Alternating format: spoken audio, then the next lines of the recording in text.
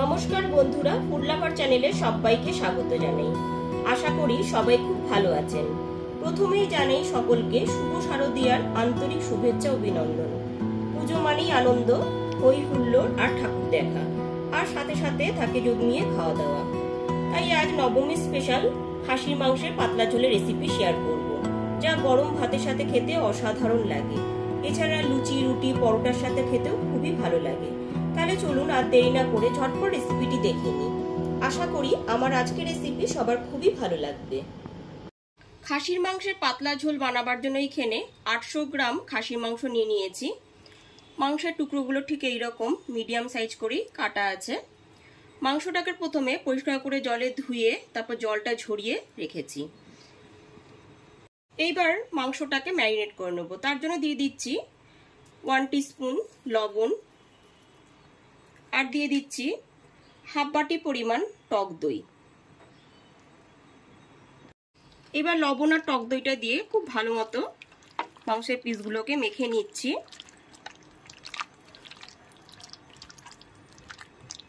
লবণ আর টক দই দিয়ে খুব ভালো মতো ম্যারিনেট করে নিয়েছি। এইবার 1 ঘন্টার জন্য ঢেকে রেখে দিলাম।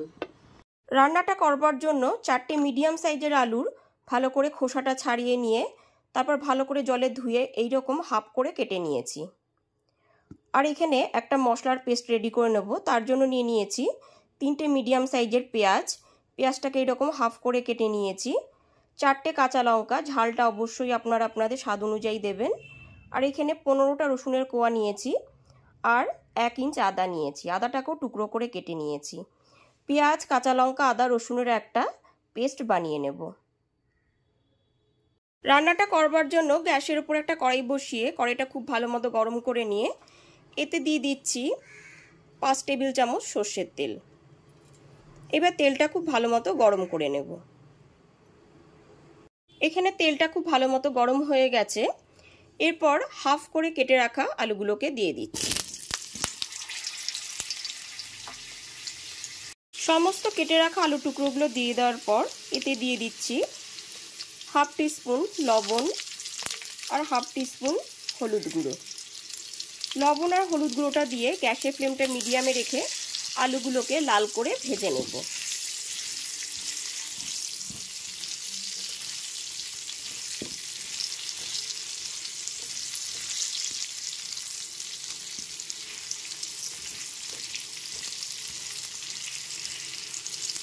সমস্ত আলুগুলো একটু নাড়াচাড়া করে গ্যাসের ফ্লেমটা মিডিয়ামে রেখে বেশ কিছুক্ষণ সময় নিয়ে লাল করে ভেজে নিয়েছি।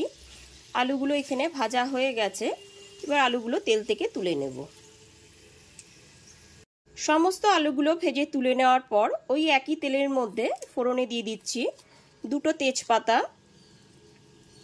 2টো শুকনো লঙ্কা, 1 টিস্পুন জিরে।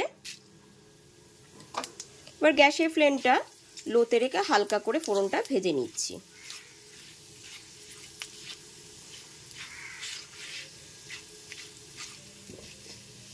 আর দিয়ে দেব কতগুলো গোটা গরম মশলা। আছে 2টো দারচিনি, 2টো লবঙ্গ আর 2টো এলাচ। এবার একটুখানি নাড়াচাড়া করে নেব।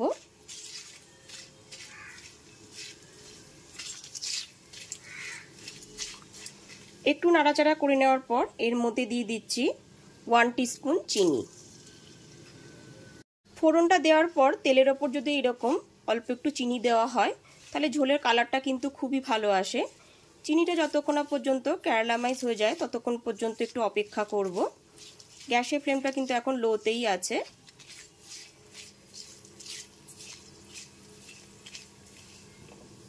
চিনিটা এখানে সম্পূর্ণরূপে ক্যারামেলাইজ হয়ে গেছে। এরপর এর মধ্যে পেঁয়াজ, আদা, রসুন, কাঁচা লঙ্কার পেস্টটা দিয়ে দিচ্ছি। সমস্ত মশলার পেস্টটা এখানে দিয়ে দিয়েছি।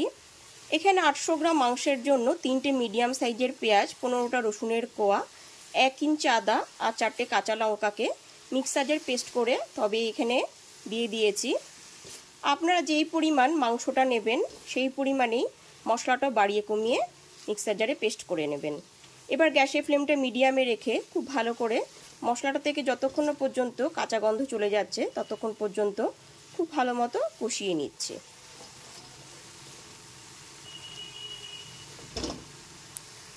গ্যাসের ফ্লেমটা মিডিয়ামে রেখে মশলাটা খুব ভালো মতো এখানে কষিয়ে নিয়েছি আর মশলাটা থেকে কাঁচা গন্ধও চলে গেছে।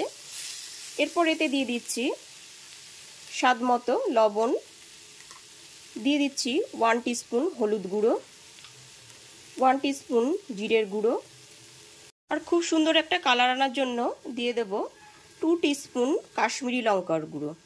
এতে কালারটা কিন্তু খুবই ভালো আসবে। 1 টিস্পুন আগে দিলাম, তারপর 1 টিস্পুন দিয়ে দিলাম।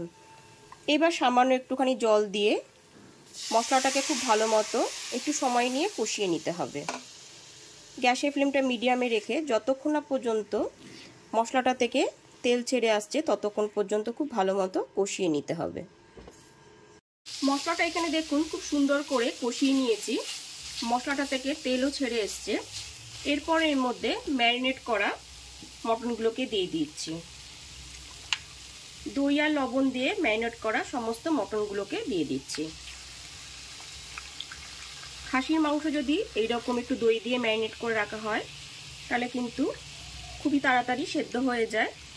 আর দই সমেত সমস্ত মটনের টুকরোগুলোকে দিয়ে দিচ্ছি। দই সমেত সমস্ত মটনের টুকরোগুলো দিয়ে দেওয়ার পর গ্যাসের ফ্লেমটা মিডিয়ামে রেখে খুব ভালো মতো মটনটাকে মিশিয়ে খুব ভালো মতো কষিয়ে নিতে হবে।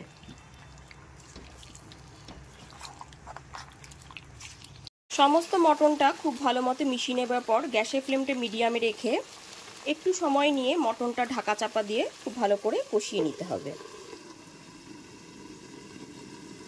14 থেকে 15 মিনিট পরে ঢাকনাটা খুলে আমি দেখে নিচ্ছি।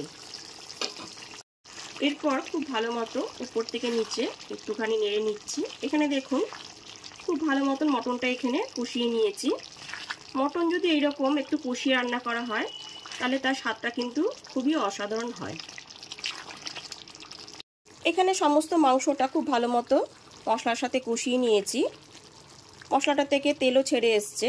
এবার সমস্ত মাংসটা কড়াই থেকে একটা প্রেসার কুকারে তুলে নেব, তারপর প্রেসার কুকারে সিটি দিয়ে নেব। সমস্ত মাংসগুলো কড়াই থেকে তুলে প্রেসার কুকারে নিয়ে নিয়েছি। এরপর দিয়ে দিচ্ছি গরম জল। রান্নায় গরম জল ব্যবহার করলে পরে কিন্তু স্বাদটা খুবই ভালো আসে। এখানে আমি 1.5 কাপ পরিমাণে গরম জল দিয়ে দিলাম। আপনারা যেরকম ঝোল রাখতে পছন্দ করবেন ঠিক সেই পরিমাণে গরম জলটা দিয়ে দেবেন। এবার গ্যাসের ফ্লেমটা হাইতে করে দিয়ে প্রেসার কুকারে 2টো সিটি দিয়ে নেব। গরম জলটা দেওয়ার সাথে সাথে এর মধ্যে দিয়ে দিচ্ছি ভেজে রাখা আলুর টুকরোগুলো। যেহেতু এখানে গরম জলটা অ্যাড করেছি ওই জন্য আরেকবার স্বাদ মতো লবণ দিয়ে দিলাম। এবার প্রেসার কুকারে ঢাকনাটা লাগিয়ে নেব। প্রেসার কুকারে 2টো সিটি দিয়ে নেওয়ার পর গ্যাসের ফ্লেমটা অফ করে দিয়েছি। এরপরে আমি 20 থেকে 25 মিনিট ধরে ঠিক এইরকম ভাবেই রেখে দেব যতক্ষণ না পর্যন্ত পুরোপুরি প্রেসারটা বেরিয়ে যায়। 2টো সিটি দিয়ে নেওয়ার পর 20 থেকে 25 মিনিট অপেক্ষা করার পর প্রেসারটা যখন বার হয়ে গেছে তারপরে আমি খুলে দেখে নিয়েছি। তারপরেও আমি 2টো আরও সিটি দিয়ে নিলাম, এতে মাংসটা খুব ভালো মতো সুসেদ্ধ হয়ে যাবে। প্রথমে 2টো সিটি দিয়ে নেওয়ার পর 20 থেকে 25 মিনিট আমি অপেক্ষা করে প্রেসারটা বার করে নিয়েছিলাম। তারপরেও আবার 2টো সিটি দিয়ে প্রেসারটা বার করে নিয়েছি। এবার ঢাকনাটা খুলে দেখে নিচ্ছি। এখানে দেখুন মাংস আর আলুটা খুব ভালো মতো এখানে সুসেদ্ধ হয়ে গেছে। মোট আমি 4টে সিটি দিয়ে নিয়েছি। এখানে একটা মাংস আমি দেখিয়ে দিচ্ছি তুলে। এখানে দেখুন 1 পিস মাংস আমি তুলে দেখিয়ে দিচ্ছি। এখানে খুব সুন্দর করে মাংসটা সুসেদ্ধ হয়ে গেছে। এরপর এতে 1 টিস্পুন শাহি গরম মশলা গুঁড়ো দিয়ে খুব ভালো মতো মিশিয়ে নেব। শাহি গরম মশলা গুঁড়োটা দিয়ে দেওয়ার পর খুব ভালো মতো মিশিয়ে নিলাম। এইবার একদমই ফাইনালি খাসির মাংসের পাতলা ঝোলের রেসিপিটি পরিবেশনের জন্য রেডি হয়ে গেছে। গরম গরম ভাতের সাথে এটি খেতে দুর্দান্ত লাগবে।